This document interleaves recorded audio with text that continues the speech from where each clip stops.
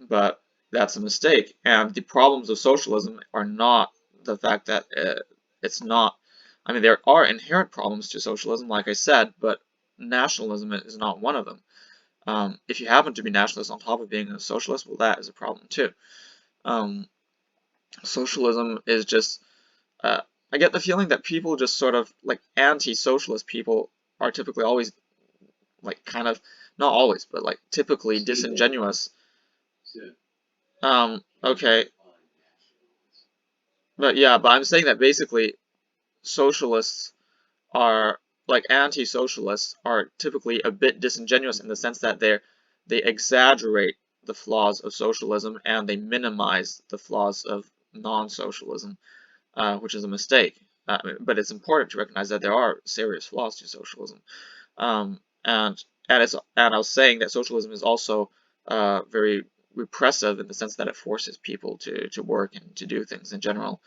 Um, Nationalism is the idea that you should promote the interests of your own country or whatever tribal unit you have. It could be just originally it would be just a hunter-gatherer tribe. It could be your clan. It could be your kingdom, your empire, your whatever, your religious group. It could be all of those things. But the idea is that it's about supporting that you promote the interests of your group, even if it's at the expense of other groups. That's how I define it. It's basically saying that you accept to make other people suffer if it benefits you or your group. And as such, it's opposed to a fundamental ethical principle, which is that of equity or fairness. And it's essentially considering that you don't believe in that. And so that is why I oppose it, because for me that's a fundamental ethical principle. And uh, especially considering that I think it's just, suffer, eliminating suffering is more important than creating excess like pleasure. And in that sense, I think it's better to just bring everyone more or less to the same level, even if it means reducing some people's pleasure, if it also means that we can reduce suffering concurrently. And so, yeah, that's why I consider it indefensible uh, nationalism. And unfortunately, well, most, the mainstream is still very nationalistic, and people are always talking about national pride and independence and, national sovereignty and self-determination and crap like that. It's complete crap. It's very harmful rhetoric, and it's very harmful because it leads to very harmful actions that cause a lot of suffering. And that is why I completely oppose nationalism in all its forms, and instead support just a complete the opposite, complete universalism, um, complete globalism, universalism. Uh, it's the only defensible way of doing things. I mean, if you believe in equity, if you believe in fairness, I mean that only makes sense if you do it for everyone, right? Otherwise, you don't believe in it, right? And so that means that, I mean, logically, if you want to implement fairness, you have to give it to everyone, which means subjecting everybody to the same laws and giving everybody the same rights. And that would imply, of course, having a much more homogenized global civilization, uh, which would require a certain amount of global centralization of certain things. Well, you'd have to be able to vote on certain things at a global scale.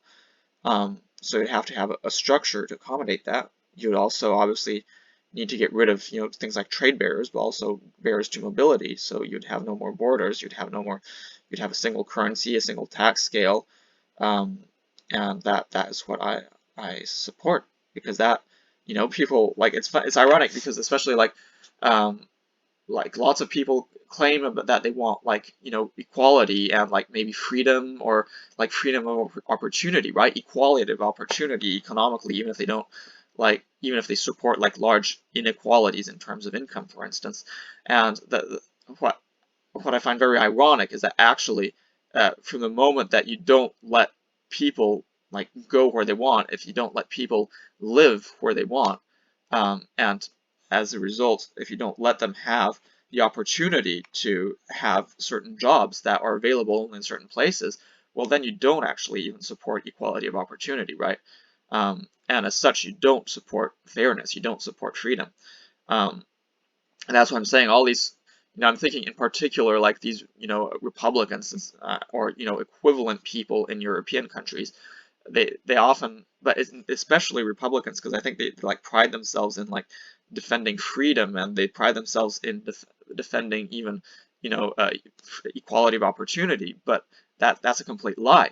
They basically just want freedom for themselves to live in the particular way that they want to live themselves, and they want to eliminate freedom for everybody else. So it's a complete lie that they actually support freedom. They absolutely do not support freedom. Um, so that is what I'm saying. But of course, it's important to realize that even like you said, all socialists are Nazis. Well, lots of socialists nowadays also believe in this stupid idea of like national sovereignty and self-determination, which is ridiculous. And that's very much a problem. I agree with that. And of course, the mainstream media is very much in defense of nationalism. They always say like, oh, we have to we have to increase education, but it's not to make people wiser or smarter or whatever. No, it's the idea of increasing education is so that our country can beat other countries. And see, so it's really terrible, that reasoning. It's Nazi reasoning. The mainstream media is totally Nazi, and it's this mainstream media that's accused by like Republicans of being like leftist or globalist. No, it's absolutely not. It's like totally Nazi. Like the mainstream media deserves criticism, but deserves criticism for being Nazi.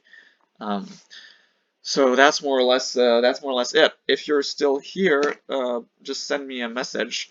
Otherwise, I'm maybe gonna stop it. That way I can just have a pretty simple recording here that I won't have to edit. Okay, so I'm stopping it.